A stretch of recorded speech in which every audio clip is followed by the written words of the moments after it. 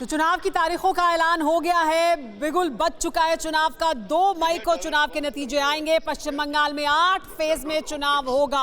शुरुआत होगी 27 मार्च से और 29 अप्रैल को आखिरी फेज पश्चिम बंगाल का। 8 फेज का चुनाव पश्चिम बंगाल में। केरला में 1 फेज में चुनाव होगा 6 अप्रैल को। तमिलनाडु में 1 फेज में 6 अप्रैल को। असम में 3 फेज में चुनाव होगा 27 मार्च, 1 अप्रैल और 6 अप्रैल को। पुदुचेरी में भी 6 अप्रैल को चुनाव होगा, एक ही फेज में।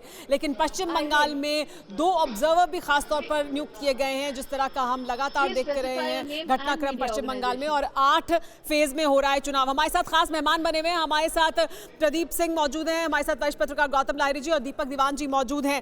गौतम लाहिरी जी, सबसे पहले पश्चिम बंगाल 8 फेज में चुनाव हो रहा है। पिछली बार 7 फेज में हुआ था।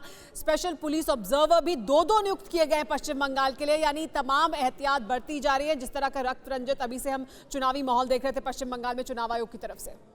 आज जितना सुमेरा चुनाव जो घोषणा हुई है उसमें ये साबित होता है कि चुनाव आयोग के पास 2 राज्य उसका चुनौती है, एक असम और दूसरा बंगाल। इसमें बंगाल सबसे ज़्यादा। ये पहली बार 8 फेज में चुनाव होने जा रहा है, जो पहले हुआ नहीं था। दूसरी बात ये है कि उनके 2-2 ऑब्जर्वरशिप ने बूथ का जो संख्या है वो लाखों के ऊपर है, मतलब सब बहुत ज़्यादा बढ़ गया है। साथ साथ केरल में भी बड़ा है बहुत ज़्यादा, ये बात सही है। लेकिन बंगाल के लिए जो चुनाव आयोग जो सोचा होगा कि जितना इनका राजनीतिक इतिहास है, राजनीतिक हिंसा है और ज्यादा एहतियात चुनाव आयोग की तरफ से बढ़ती जा रही है। प्रदीप सिंह जी, चुनाव आयोग की तरफ से क्या लग रहा है अभी तक जिस तरह की तैयारियां हुई हैं, जो अनाउंस किया गया है, पूरी तरह से एहतियात बढ़ती जा रही है? उन तमाम शंकाओं को राजनीतिक दलों के द्वारा जो अपनी मुद्दे रखे गए थे चुनाव आयोग के सामने, उन सबको शामिल किया गया है प्रबंध करने में?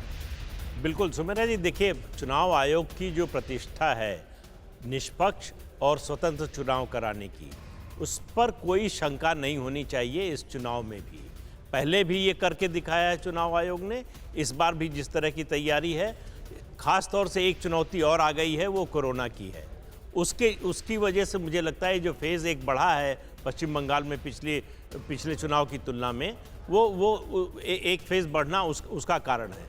दूसरा जो पॉलिटिकल स्थिति है जिसका लाहिरी साहब जिक्र कर रहे थे, उसको भी ध्यान में रखते हुए वोटर के मन में ये आश्वासन, वोटर के मन में ये बात भरने की कोशिश चुनाव आयोग करेगा इन सब इंतज़ामों से कि आप घर से निकलिए, वोट डालिए, कोई चिंता मत कीजिए, कोई दबाव नहीं है, कोई हिंसा नहीं होने वाली है, हम आपके साथ खड़े हैं, आप अपने अधिकार का इस्तेमाल कीजिए। 2 मई रखी गई है नतीजों की तारीख, 4 मई से बोर्ड के एग्ज़ाम हो रहे हैं। तो मुझे लगता है उसको ध्यान में रखकर चुनाव आयोग ने ये फैसला किया है। रखा गया, जो बताया भी गया उनकी तरफ से कि हमने त्योहारों का ध्यान रखना है, हमने अहम जो स्थानीय मेले हैं या स्थानीय कोई भी फेस्टिविटीज हैं उनका ध्यान रखकर ही हमने ये सब किया है। CBSE के साथ बैठकें की हैं। फिक्र आपकी, सोमवार से शुक्रवार रात 9 बजे सिर्फ TV9 भारतवर्ष पर।